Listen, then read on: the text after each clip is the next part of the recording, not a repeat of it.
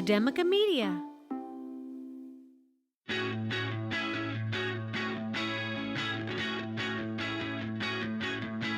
From Academica Media Studios in Miami, Florida, it's Big Ideas in Education, a weekly recap of inspiration and innovation in your schools. Hello, everyone. Welcome back to Big Ideas in Education. I am your host, Dr. Sarah Boulos, 5, Somerset Academy Schools, joined, of course, by my co-host, Ryan Kairalla of Doral College. Hi, Ryan. Hi, Sarah. Great to be chatting with you. Great to be chatting with you, too. We're excited to talk to everybody today. What do you want to talk about? Well, Sarah, one of your favorite education publications, K-12 Dive, is the source of my story this week. They wrote about the 6th anniversary of Colorado's 27J school district's implementation of a 4-day school week. So a little bit of backstory. Back in 2018, after the district failed for a few years in a row to get voter approval to increase local taxes to boost education funding, 27J moved to a 4-day week to reduce expenditures and to boost teacher retention. The Colorado district is one of approximately 900 districts throughout the country that have adopted shorter weeks, with additional instructional hours added to each school day to make up the time difference. 27J offers low-cost childcare services for families on Mondays when school is not in session. Now, in terms of academic impact, the results of the change have been mixed for the 27J district, though the district's graduation rates have actually increased from 77.4% to 90.9% between 2017 and 2022. At least one research paper has shown that the district's student achievement has dropped a bit since the change, though those figures are disputed by the district superintendent, Chris Fiedler. Fiedler also notes that the change to a 4-day work week has resulted in the school district having one of the lowest teacher turnover rates in the state, despite the fact that the district has also one of the lowest average teacher salaries. So pretty interesting give and take there, a school district taking a significant approach to try to redress the lack of funding. And, to the point of the, I think an additional thing worth noting here is the superintendent does note that while this may has resulted in some positive impacts in the area of teacher retention, for example, he is quick to note that the change was mainly spurred by a lack of funding. A quote from the article here from the superintendent, quote, "The 4-day work week is the second best option, and the first best option is to pay teachers and support staff well." So this was a change that was born by lack of resources, but it has produced some interesting results. Right. So it's interesting you bring up 4-day work week. So I actually had the chance to visit a school recently that has a 4-day work week. So we were at a state meeting at a school, Pompano Beach High School has a 4-day work week. It's a Broward County public school. And I have to do some homework because I wasn't prepared for this episode. I have to do some homework on their achievement record and how long they've been doing this. But several years ago, I remember going to meetings there, and it was a popular place to have meetings because of the fact that on Fridays, there were no students on campus. So it was easier to have professional development at those schools or to have administrative meetings at that school. And so there was a lot of us who were very curious, of course, about the 4-day work week. And so I think some kind of misconceptions that I would throw out there is that a lot of people hear that and they think, well, if kids can learn the same in 4 days versus 5, are they losing out on the same instructional minutes? And by and large, what my understanding is that I think a traditional school calendar has 360 instructional minutes in a week. And they do that. They just crunch that into 4 school days versus 5 so that you would have an extended day. It sounds like in the case that you brought up, Tuesday through Friday, they would have an extended day. And then there's childcare available on Monday. What we learned from Pompano Beach, the way that they had structured things was that they had school Monday through Thursday, traditional longer days. And then on Fridays, there was, essentially you have a built-in teacher planning day every week, but they also had time for additional intervention programs, and they had time for additional tutoring programs and additional things for some populations that can't have a day off from school, right? If you have students with disabilities or something that they need additional time. So there is programming, I should say that continues in a lot of these schools. And I would be very curious to ask more questions about why the principal, or was it the superintendent, contested some of those academic scores. I would be very curious. I have a hunch that some of it is, if it's anything like here in Florida, if you're looking from 2017 to 2022, there was something that happened in between those 5 years, right? That might have had an impact on student the data a little achievement. bit. So, asterisks next to some of those years, at least. But then again, if we're talking about a state like Florida, there's still asterisks, I would think, by many of our post-pandemic years, because there have been changes in our standards and our testing in the past couple years. So you're not exactly comparing apples to apples. If you were to say there's a 65% achievement in reading versus 5 years ago, a 65% achievement in reading, I don't know that you can call those things exactly the same if you're not using an outside source like, a national test to give a little bit of credence to those numbers. Overall, I think that there's a lot to be said about the positives of a 4-day week. I know that we were kind of joking, but a lot of us, the day that we were at Pompano Beach, we were talking about, people were saying, oh, but you have to work a longer day, 4 days a week versus that 5th day. And so many of us were saying, who stays really only for the hours that you're contracted for? Yeah, That's every something teacher I know is already working the longer they're day, already, and that's some. exactly what we were saying. Most of us are already putting those extra hours in. You're just not compensated for it. And you don't have that extra day of planning at the end of the week or at the beginning of the week, depending on how they schedule you, to get the rest of your stuff done. So it seems almost too good to be true, but I don't know how many schools or school districts are actually willing to, try the experiment. It sounds like you said it was done primarily for budgetary reasons, which is almost like a feature, not a bug, right? So in addition to these being some additional positives, that seems like it overall brings a lot of positivity with regard to teacher shortages, which we're all struggling with. You also would be saving money on just so many different elements, on busing, on lighting, on, janitorial staff. Like, there's just so many things that could possibly go well. That's not to say there are no negatives, right? There's a lot of things that you have to consider, especially at like a high school level. Are there opportunities for students on that day to do something productive with their time? Are they able to do maybe like a work study type program, or do they have support for, there's a lot of programming that is available, but if that programming is not available, what are the additional options for those kids to do something that potentially would get them into trouble, right? And those are not the steps that we want to take place when we put in an idea like this. But overall, I think it's really interesting to see when schools take a big jump like that and to say, hey, we're going to try something that we think can be really beneficial, and then to see what the data says after. Because I would almost venture to say, just my hot take on that, even if things were to stay flat, it would at the very least tell you that putting in that extra day doesn't make a statistically significant difference. Absolutely. And I didn't know we had one of these kind of schools so close to our neck of the woods, Sarah. That's pretty exciting. I feel like a field trip is in order. I kind of want to see what a campus I did. Like I said, has... I need to do some more homework. It's been a while since I've looked at their numbers, but I remember it being a pretty successful school. Well, I'm intrigued by this, and it's a shame that ideas like this can sometimes only emerge out of budgetary necessity as opposed to a spirit to genuinely innovate. Because I think there are a lot of interesting places of innovation that can come from the 4-day academic schedule.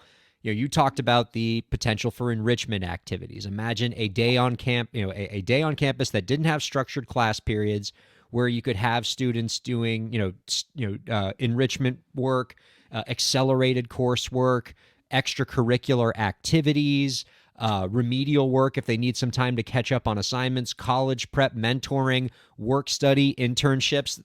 There's a whole lot we can do if we can leave that day available, or, giving teachers more time for planning, or just more time for rest to reduce teacher turnover, boost teacher retention. A lot of things worth exploring in this, and certainly not something we want to defend out of hand as just, oh, this is only something schools do when they don't have the budget to keep the lights on for 5 days a week.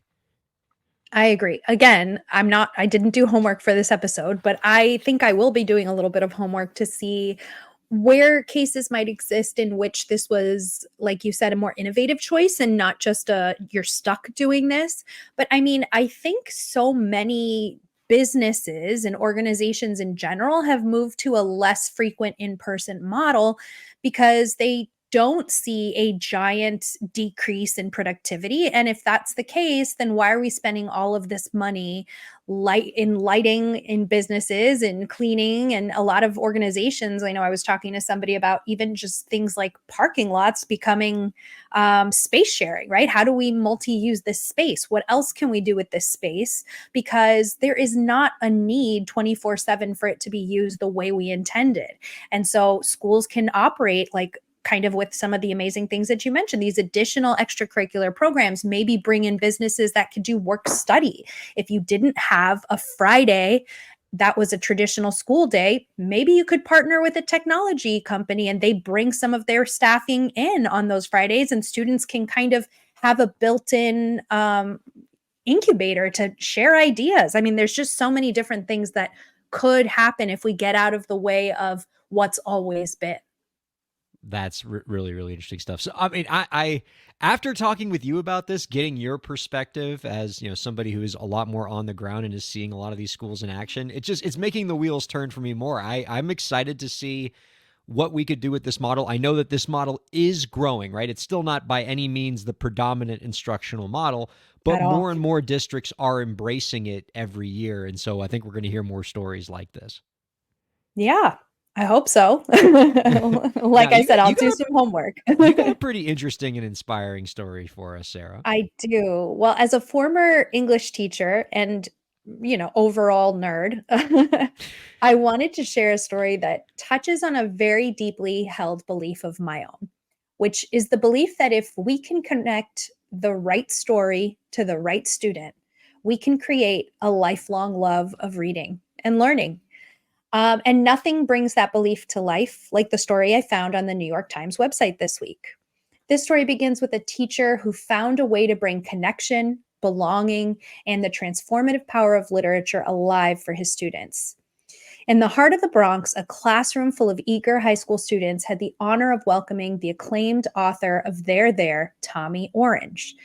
This wasn't just any author visit. It was the culmination of an incredible journey that began with a book and a teacher at Millennium Art Academy. There is a novel that explores the intricacies of Native American lives in contemporary Oakland, California. And it had become more than literature for the students at Millennium Art Academy. It became a mirror, reflecting their own struggles, dreams, and the complex tapestry of urban life. Rick Wimay, their teacher, orchestrated this unforgettable encounter.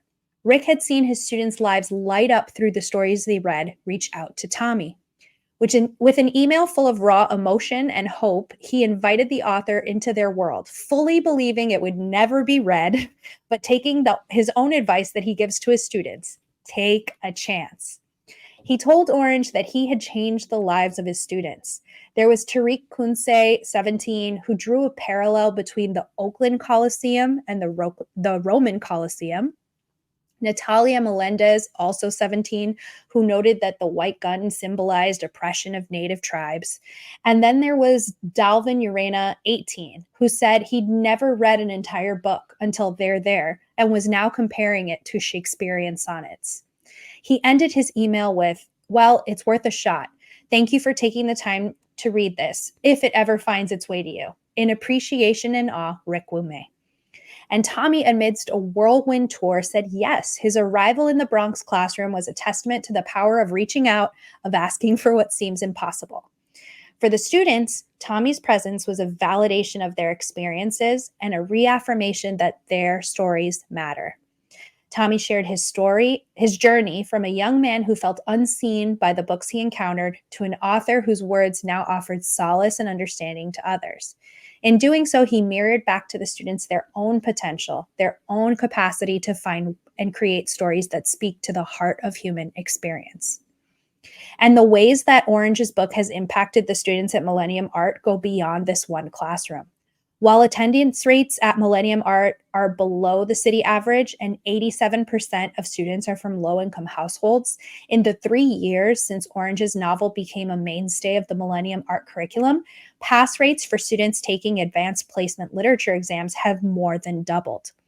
Last year, 21 out of 26 students earned college credit, surpassing the state average. The majority of them, we may said, wrote about their there.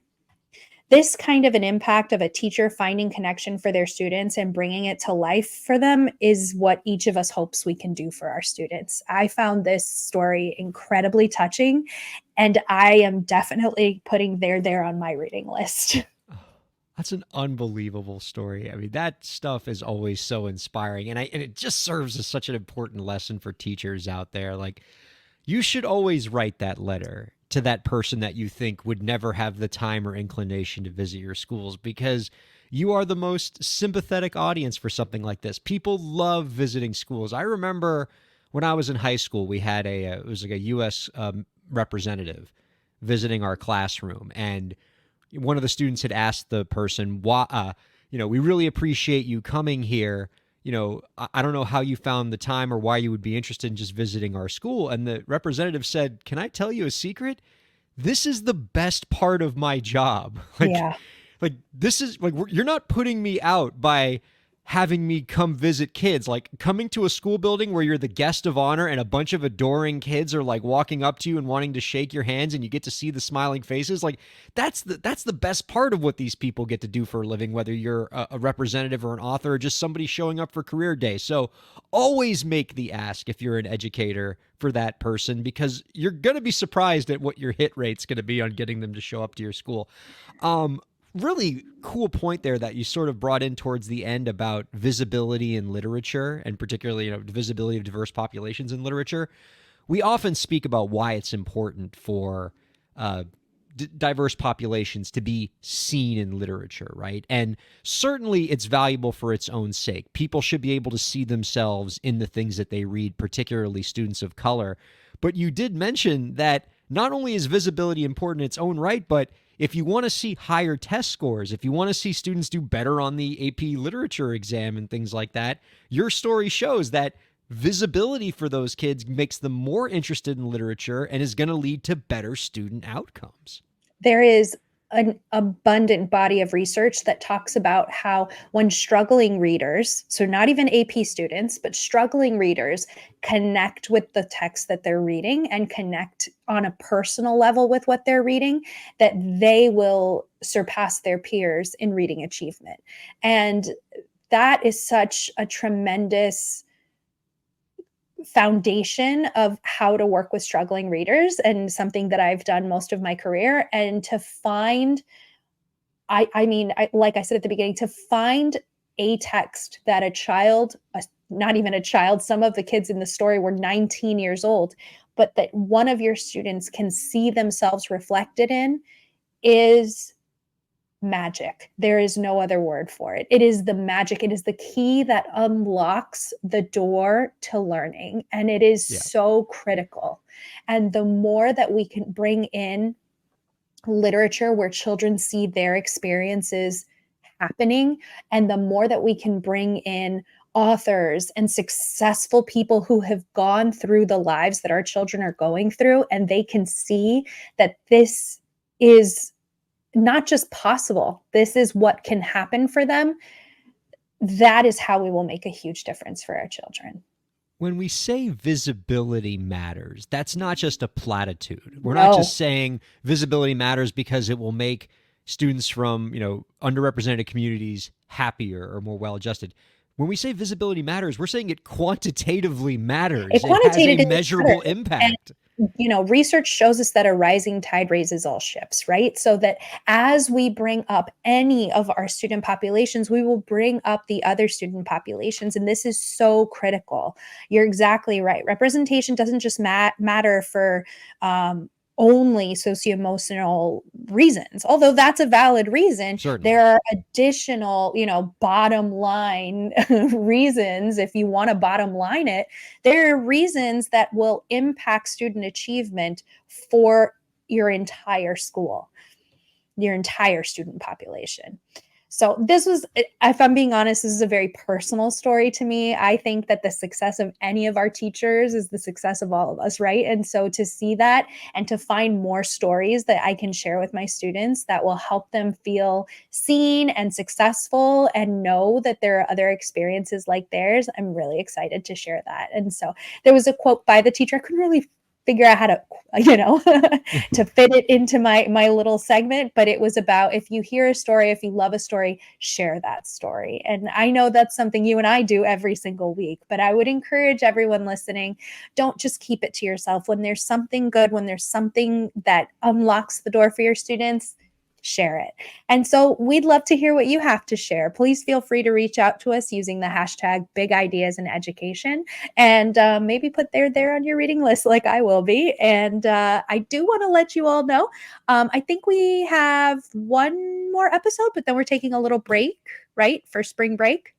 Oh, actually, I don't think we need to. We actually have we've had some really terrific interviews on the program with some amazing folks. Jumping the gun. And so, I thought we were going to have to take spring break off as well, but we got Ryan's so got many. it all planned out. We got so many great episodes coming up. It's an embarrassment of riches. And Ryan will be working there very hard. But like you said, teachers deserve rest, and I know that I do. And so I will be taking a break. We hope to hear from you next time. Can't wait to give you another great story or great interview the next time we see you. Have a great week.